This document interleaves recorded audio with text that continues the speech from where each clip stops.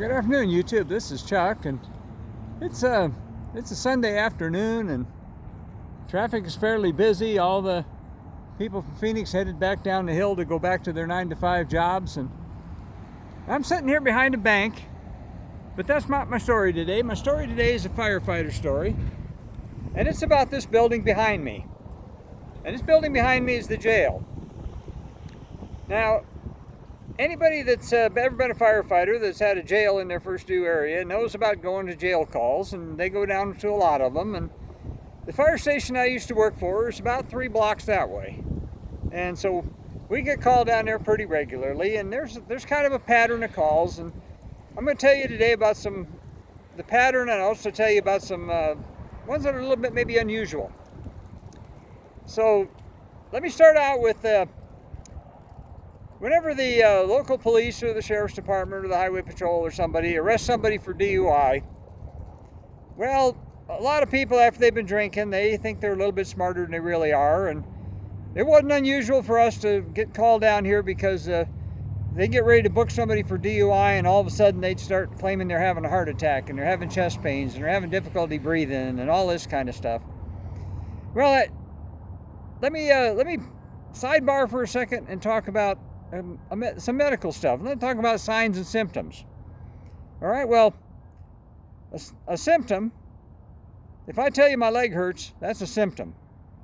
All right, if my leg's broken and the bone's sticking out, that's a sign. So, can anybody tell you that whether something hurts or not? No, you're the only one that knows that. So the minute that somebody would, they try to book somebody for DUI, and they would have all of a sudden they'd start saying, oh, their chest hurts or something, and so then naturally they'd call medical down there, and we'd send the engine down with paramedics. And so it'd be kind of funny sometimes. You get these people, and they desperately want to go to the hospital rather than go to jail. And so when you start asking, well, what's happening? Well, some of these people have been watching YouTube videos and reading some of the stuff that comes from some of these DUI attorneys, and and it sounds like they're reading out of a medical textbook. I've had people come right out and say, well, I'm having substernal chest pain, crushing in nature, radiating to my left arm, shoulder, and jaw, unrequited by rest. It's like they're reading out of the textbook. So, well, can I tell them their chest don't hurt? No, I can't do that. There's no way to do that. So what they end up doing is they end up, the medics evaluate them, decide they've got to send them over to the ER. And so they take them over to the ER, and the ER doctor checks them out and does a bunch of tests on them, costs them a bunch of money, and they end up going back to jail anyway. So we've seen quite a number of those. Another category is the ones that come in after a fight, and we've had people get arrested for fighting, public fighting, and they come in, and some of them get pretty beat up. And of course, those guys, you got to patch them up. And a lot of times here again, there's alcohol involved. But I got to tell you about one particular story that one night we saved a police officer from getting sucker punched one night. And now we used to train our firefighters in order to protect them. We used to train them on how to do takedowns. In other words, if we got somebody combative and they started coming after us, we taught them some basic self-defense, and we taught them submission holds, where you can get a hold of somebody and inflict pain on them enough where they'll quit fighting. And so we trained them how to do that. And one of the ways to put people on the ground, if there's more than one of you especially, is if they got a belt on, then if you're behind them, you can grab the hold of their belt and just pick them up off the ground. And when you pick somebody up off the ground by the back of their belt, they tend to pitch forward. And so it's pretty easy to pick them off the ground and put them down on the ground face first.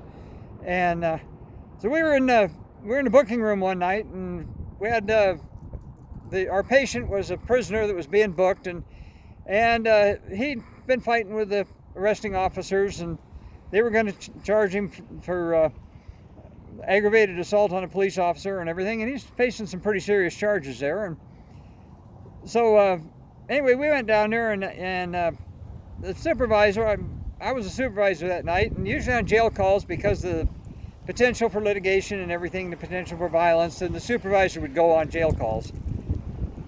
Well, one night we had this guy, and he was not a real big guy, but he'd been scrapping with the cops when they arrested him, and so they had him in the booking room, and they told him they'd take the handcuffs off if he promised to be good. And so it was pretty clear that he didn't like the arresting officers, and so we checked him, and we didn't find anything medically wrong with him that he needed to go to the hospital, but we were still there, and I was standing kind of to his right and behind him, and one of my medics was standing kind of to his left and behind him, and we'd watched him. He was getting a little more aggravated, a little more aggravated, a little more aggravated. And I nodded to my partner on the other side of him and nodded down to the belt. So we kind of put our hands behind him. We didn't touch him, but we had our hands right by his belt. And we noticed he was tensing up, and tensing up, and tensing up. And the police officer was looking down, writing down stuff and he's not quite paying attention to what's going on. And all of a sudden that guy, he reared back, and he was going to go ahead and punch that police officer. Well, the second he did that, I grabbed hold of one side of his belt, and my partner grabbed hold of the other side of his belt, and we picked him up and we put him face first right on the floor. Just wham. And the police officer looked up and said, "What was that all about?" And we told him what was going to happen, and he thanked us very much. And the next thing you know, the guy's he's back in handcuffs and leg irons and chained to a bench, and he's waiting to be booked. So we saved that. We saved, just by being heads up, we saved that officer getting slugged pretty hard there. The other one I want to tell you about is a little more complicated story, and it lasted a little bit longer. And well, the jail over there, the cell block, is the area kind of to the, as you're looking at it, be to the right of the building. And the cell block is actually made of steel, and it's all a self-contained setup that's inside the main building itself, which means the walls of the cells don't touch the walls of the building. The ceiling in the cells don't touch the roof, the ceiling of the building. It's like a box inside a box, if you will, and they're all made out of steel and they're bolted together. Well, we had a guy who had been hanging around town, and he'd been arrested a couple of times, and he'd been involved at some point in time in the past. He'd been involved in some kind of an accident, and I'm trying to remember what exactly happened. But if I remember correctly, he'd been a boxer or something at one time. He's a pretty stout guy, and he got hit upside the head and caused some brain damage. Now, he was from back east somewhere. I believe, if I remember correctly, he's from Maryland, and his family couldn't handle him, and so they kind of kicked him out, and he kind of bummed around.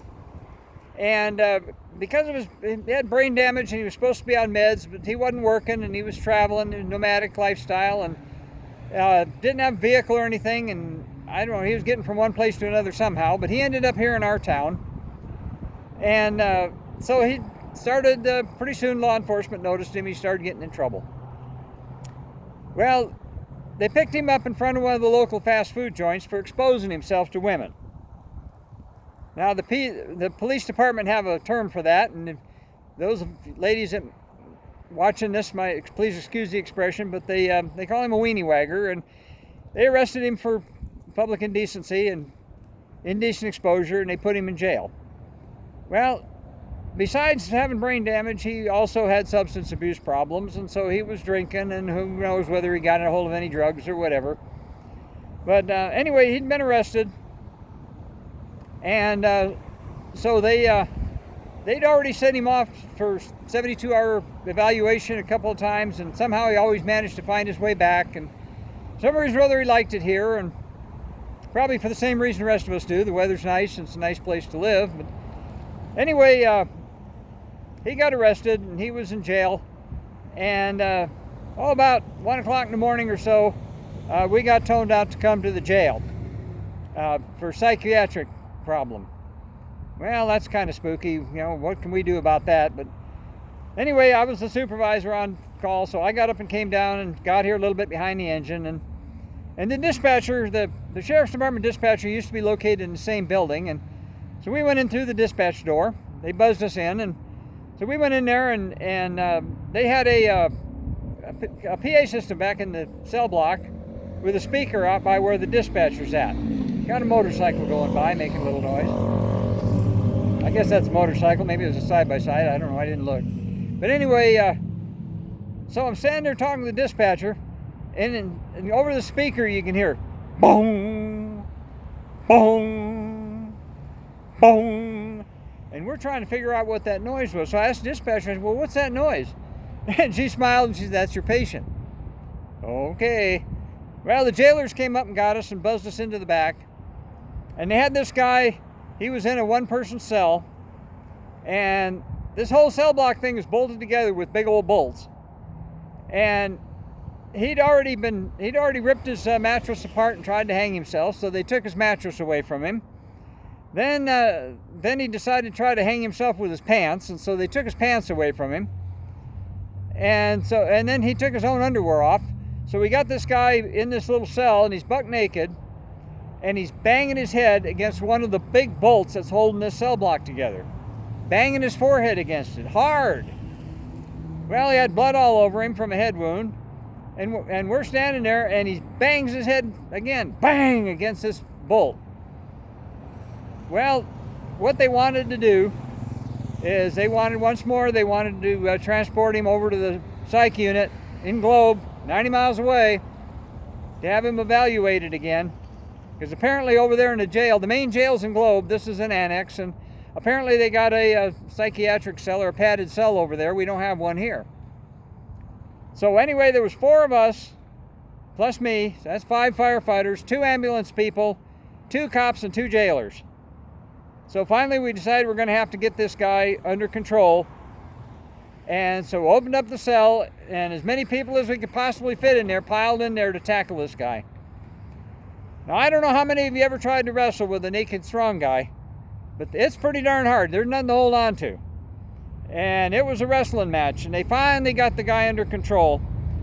And we used some backboards that we used on patients with back injuries and neck injuries. And we ended up having to put that guy into a backboard sandwich and put about 9 or 10 straps on him to hold him in place. And finally got him under control. Finally got him loaded in the back of the ambulance. And 2 jailers and 2 police officers rode in the back of the ambulance to make sure he didn't get out of control. And they ended up hauling him off to Globe. But I'll never forget that sound when we walked in there and we could hear over that speaker, we hear that boom, and it just echoed. Boom. Boom, and that dispatcher said, oh, that's your patient. And we're thinking, what in the heck are we going to do with this guy? So that's just some little tidbits about jail calls. I've got some other jail stories, and we actually had a fire there one time, and I'm going to tell you that story, but that deserves a video all on its own. And then we had another one that deserves a video on its own too, but I want to make sure, and before I tell that story, I want to get permission from some of the folks that were involved, because some of them are still around. So I think I'll close up that video, and I'll tell you as I always do, I'll look back over here and watch all the people headed back to Phoenix, going through the intersection. It's actually tapered off a little bit from what it was a little earlier. So I'll tell you as I always do, to take care of each other and love each other, and I'll be back again with another story here pretty quick. So right now I'm just going to tell you, it's a beautiful day.